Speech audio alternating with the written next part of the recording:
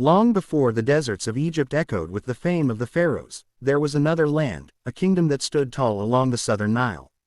It was rich in gold, strong in warriors, and proud in culture. This was Nubia, the forgotten empire whose story has been buried beneath sands and silence for thousands of years. Nubia was not just a neighbor to Egypt, it was a rival and, at times, a conqueror. Its land stretched across what is today southern Egypt and northern Sudan, blessed with mineral wealth and fertile soil. The Nile cut through its heart, feeding cities like Kerma, Napata, and Meroe, centers of trade and power that connected Africa with the Mediterranean world.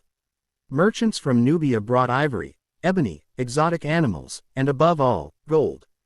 The name Nubia itself is believed to come from Nub, meaning gold, the very resource that made this land legendary.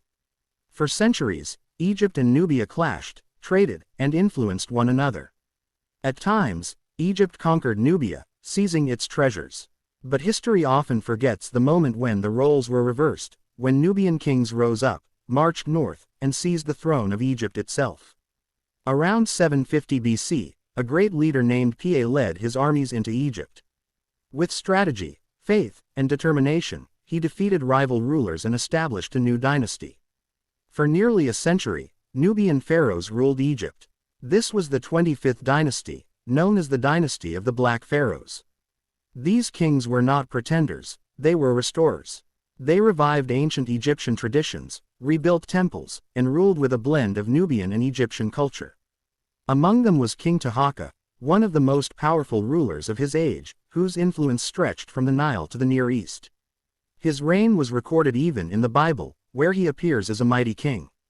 Yet his story, and the story of his people, has been pushed to the margins of history. But Nubia was not only about conquest. It was a land of innovation and resilience. Long after Egypt abandoned pyramid building, Nubia continued the tradition. To this day, Sudan holds more pyramids than Egypt, silent monuments rising from the desert, built for kings and queens whose names the world has forgotten. The Nubians developed their own writing system, distinct from Egyptian hieroglyphs, showing that they were creators of culture, not mere imitators. One of Nubia's most extraordinary legacies was the power of its women. Queens known as Kandakes, or Candaces, ruled with authority equal to kings. They led armies, controlled trade, and negotiated with empires.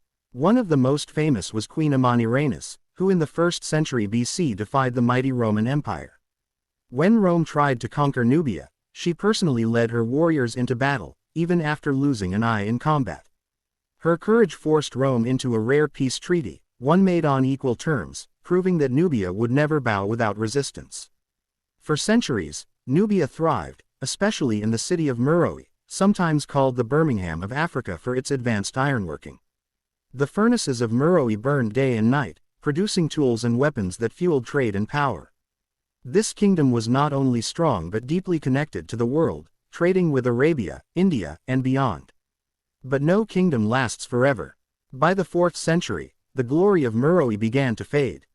Shifting trade routes, invading powers, and the rise of new kingdoms slowly chipped away at Nubia's strength.